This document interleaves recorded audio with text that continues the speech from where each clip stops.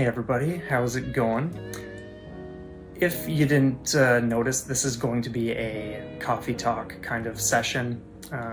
This is something I've been wanting to work into the picture for a long time. I just wasn't sure when I was gonna get around to it or what kind of production I was going to apply to the situation. But I decided, you know what, I'm just gonna sit down, start drinking coffee, and start sharing, and that's pretty much the extent of it.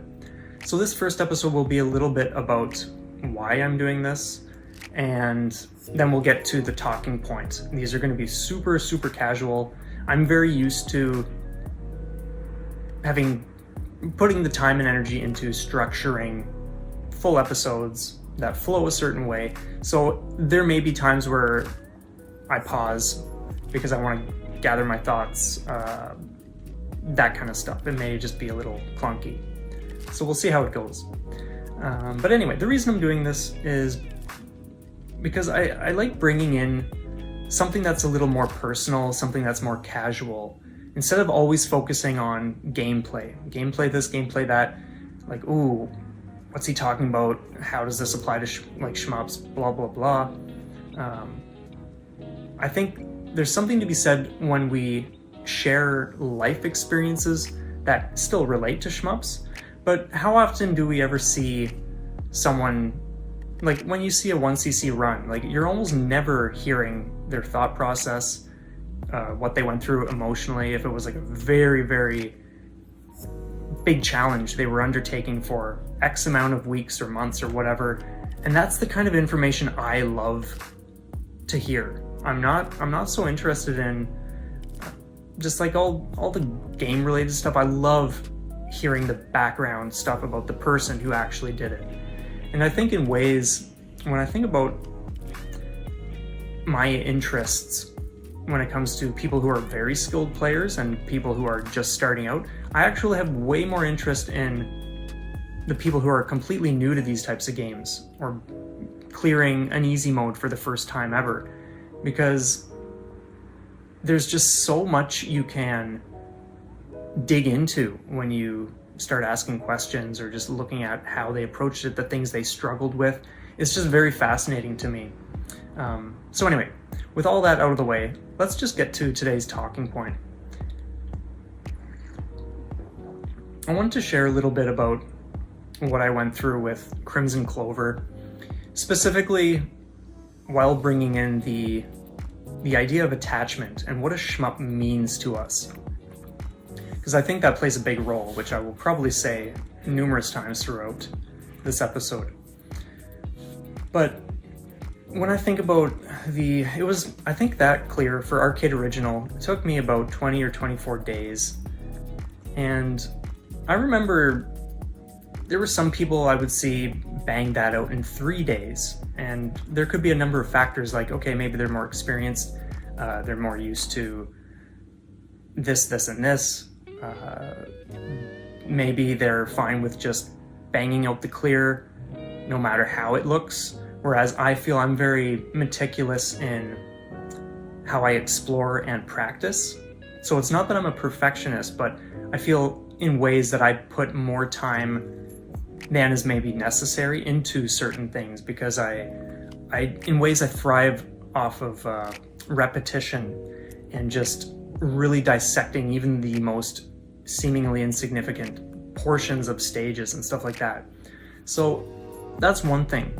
Another thing that came to mind after the fact, this was some time ago when I cleared that, it's like months and months now, but I thought to myself, I'm wondering if part of it was the idea that I had created in my mind of what this game, specifically Arcade Original mode, what that meant.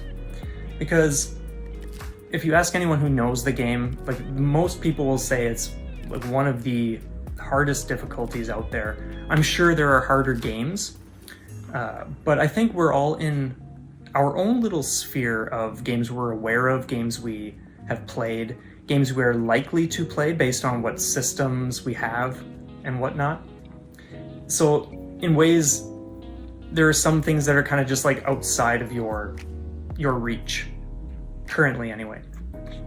So for me, when I went into Arcade Original, I had obviously played the summer before. That's when I had my initial phase of tackling that mode.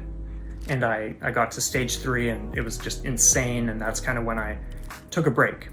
And then obviously I came back to it and that's when I cleared it. So I had some taste, and then I had some awareness based on what others have said about it.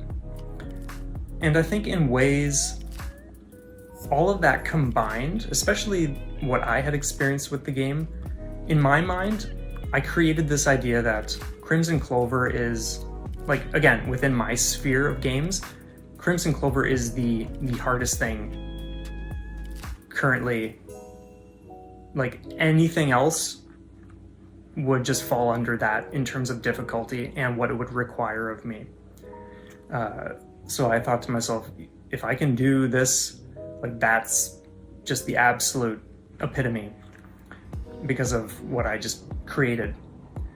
And I think that sort of attachment, that kind of projection, will certainly play out in ways. So a bit about the experience that I had with Crimzon Clover. I thoroughly enjoyed the experience, but it was the only time where I could feel a draining effect. And obviously part of that was maybe my approach at the time, and also just this intense need to clear this game. For me, I thought to myself, like, okay, I didn't do it in the summer. I only got halfway through the run. Like, if I don't pick it up and do it now, am I actually ever going to do it? Or is it going to be something that I kind of say, like, yeah, I'll get to it someday, but never actually do? So I decided, you know what? I have to do this. I cannot let this game beat me. I have to clear Arcade Original. So right from the start, there's all this pressure I was applying to myself, which obviously you want some form of pressure to stay determined, motivated, pushing through the challenges. But in ways, you got to be very careful that it's not a kind that forces you to do something you're not enjoying. For me, I enjoyed Crimzon Clover, so I just kept going. But I did start to notice some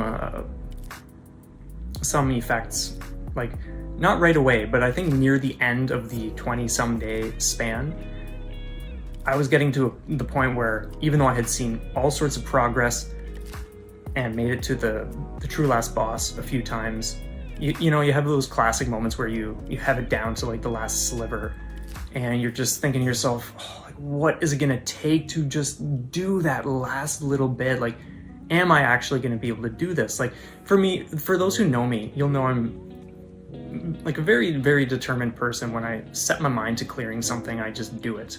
In my mind, there's no other outcome other than me succeeding, because that's what I choose, that's what I focus on, and that's what I shoot for. And I work until it's accomplished. So it's an extremely, extremely rare thing for me to have even a hint of doubt creep into my mind and start gnawing at me. But that's what happened. I had some days where I was just feeling this gnawing, like, oh, the more time that passes, the more it's just eating at me. Like, I have to beat this. Like, it was just, yeah, it was wild. So I think one thing that really helped me, and it's not that I've ever done this for any other shmup, but I think I will apply it more and more, because it just, to me, it makes sense. But it's part of what I want to talk about today, is having some sort of daily reminder or reminders.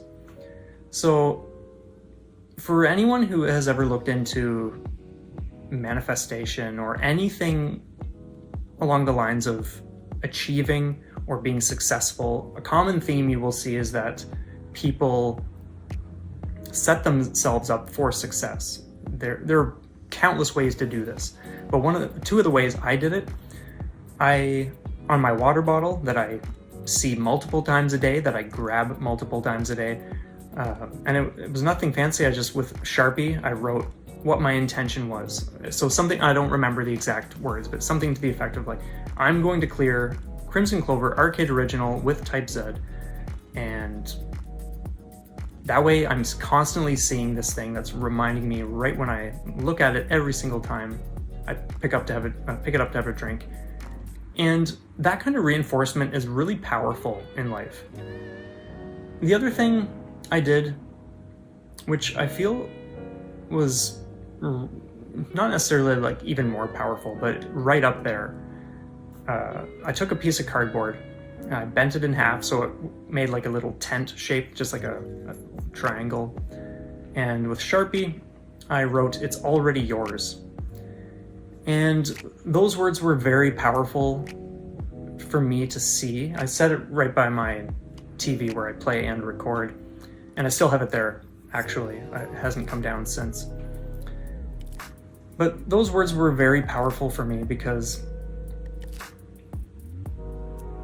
based on who I am, who I know I am, in terms of my commitment and what I know I'm willing to do and capable of doing when it comes to banging out a goal, the only outcome, like I said, is achieving success in whatever it is I'm attempting to do. Like, I will not rest until that has been achieved. So it was just a great reminder to see that, oh, it's already mine. I just need to keep doing what I'm doing until I reach out and secure it and take it, because it's mine. So I'm not saying you need to like fill your house with little cardboard pieces or write on your glasses or your water bottles and that kind of stuff. But I do feel there's something to be said about equipping yourself. Because think if you were doing it in the opposite way, if you were writing negative messages, not that you would ever do that, because that's, pretty much counters what you are aiming to achieve. But just think about the effect it would have if you picked up your water bottle 20 times a day and it said, oh, like, you can't do this, you're not going to do this. I think that would certainly take some sort of toll, whether we realize it or not. I feel that would certainly have some sort of effect. So that was Crimzon Clover. That's what I did for that. I want to talk just a little bit about Vasara 2 as well, because that was another. There are 3 games that I consider the hardest things I have ever cleared. Vasara 2, Crimzon Clover Arcade Original, and the very hard mode in Devil Engine. Those 3 games are just insane. So Vasara 2, that was one where from the very first night, the very first time I played it, I knew it was going to be a long journey and that it was going to be an intense challenge and that I would have to grow. I would have to actually evolve as a player during the playing of that game just to clear it. I couldn't jump in, play at my current skill level, and beat that game. I knew I'm gonna have to grow huge for this. In some situations, you might not want to play a game like that. You might want to ease into something like that. But at the time, this was months and months ago, at the time I said, you know what, I loved the first one. I am absolutely gonna bang this out. I don't care what it's gonna take. I'm loving this game already. I'm just gonna do it. I'm committing to it. But it was interesting. It was one of those very rare situations, like the few moments of doubt near the end of my Crimzon Clover experience. It was like that, where I thought to myself that first night, it was actually, it was actually after I think the stage 3 boss. I was playing on the computer, so I was using save states just to kind of practice my way through the full run, just to get a feel for things. And the stage 3 boss took, I'm not sure if it was 1 hour or 2 hours or 3 hours. It might have been like 2 hours just to make it through that boss fight a single time, and that was a sloppy single time. I was doing a lot of experimentation, a lot of different things, so obviously that adds time to it. And like, I always want to not just piss away special attacks and bombs and that sort of thing. So that obviously contributed to it taking longer, but it still was a very big challenge. And I remember after that, I thought to myself, do I really want to pull the trigger on this? Do I really want to commit to this? Because holy smokes, if I'm struggling this much on just a stage 3 boss, and the levels themselves are just wild, you cannot let up for even a split second. It's actually one of the most demanding shmups ever. In ways, it's actually harder than Crimzon Clover. Just because with the stages in Crimzon Clover, it's tricky to explain. Like, the game certainly throws a lot at you, but in Vasara 2, you constantly need to be charging and releasing your blade. And the later stages are just mind-numbingly insane.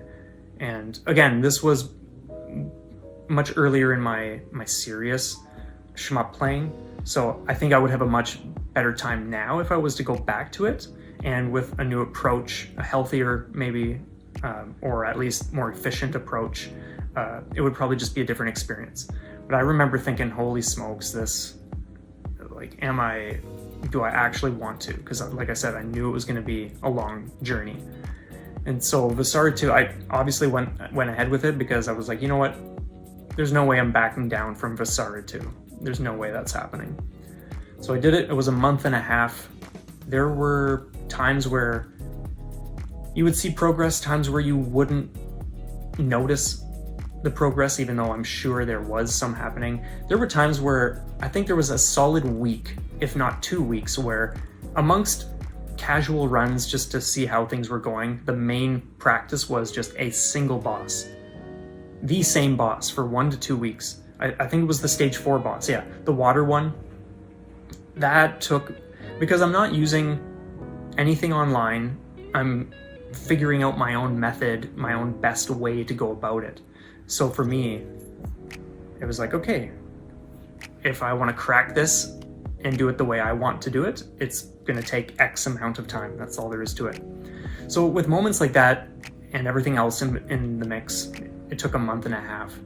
And for anyone who has ever played every single day for a month and a half, sometimes hours, and not because I was in a state where like, oh, like I've got to force myself to play a certain amount of time. Like, that wasn't it for me. I was genuinely loving every moment of Vasara 2. I woke up every single day just stoked to get at this game. And so, even though it was like a very, very challenging experience, it was an absolute blast. And I still love that game. It's so good. But yeah, that was another time where you've got to really... And like I said, I only did the visual reminders for Crimzon Clover, but you could easily have done, I could have easily done something like that for Vasara. But I think the point is, if you are ever attempting to do something intense that you know is going to be a really, really steep difficulty or take a lot of time, find ways to just remind yourself of what it is you want to achieve. And the more you can see messages or something that represents the truth of where you're heading or your capabilities or what you know you have within you for accomplishing whatever it is you want to accomplish, I think there's something to be said about that. To be honest, I think that kind of wraps up the chat. Like, I don't think I really have too much more to say. Not all of these are going to be like, ooh, there's a big message at the end. Sometimes it's just going to be me sharing experiences. Because like I said earlier, there isn't enough of that happening, or at least in the ways the kind of stuff I love to hear. It's always about oh, do this in the game, do that next, watch out for this enemy, or use this method. Like, that's great and all, but there's just something so exciting about hearing a breakdown of someone's thoughts or what they went through in life, not just all these experiences limited to inside the game, but outside, because, yeah, shmups bleed into everything and vice versa. So, yeah. I think we will leave off there. I will just enjoy the rest of my coffee. It's a very windy day out. I thought about doing a setup with my actual mic, but I don't have a desk anymore. That's a story for another time. So I figured, yeah, I'm just gonna sit in front of the tablet here and record, regardless of how the sound quality is, and we'll just see how things go. You can let me know what you think in the comments. I would love some feedback if this is something you enjoyed. I just noticed the Cabbage Patch baby has been laying there the whole time. But yeah, I really enjoyed this. It'll be nice to kind of pepper in coffee talks like this here and there with the other types of videos I put out. And it's just an opportunity for you to see me, hear me, and just have down-to-earth talks about things we struggle with and different angles we don't always get to observe or hear about in other types of shmup videos. So anyway, that's enough rambling. I will leave it at that. You all have a stellar day. Thank you so much for being here, for checking this out. I appreciate the support, and yeah, we'll see you next time.